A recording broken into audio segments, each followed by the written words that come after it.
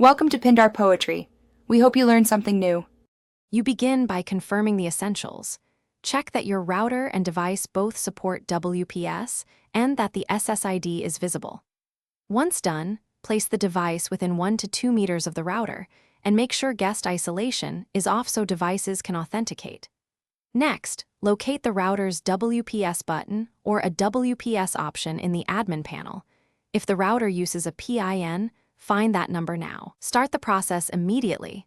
Don't reboot or change settings yet. You'll need them unchanged for pairing. Now initiate pairing. Press the router's WPS button for 1 to 2 seconds until the LED blinks, which signals listening mode. Then, on your device, choose the WPS push option.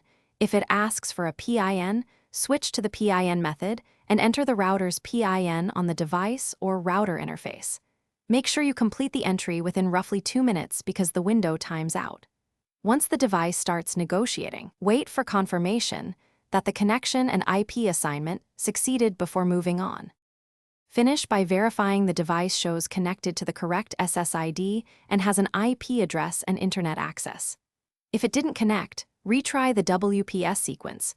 Move the device closer, temporarily disable VPN or local firewall, and ensure no MAC filtering blocks it. If repeated attempts fail, update router firmware, reset the WPS settings, and try again. Alternatively, use the manual Wi-Fi setup with the WPA2 passphrase. One key tip: disable W. Thanks for watching. Consider subscribing if we helped you.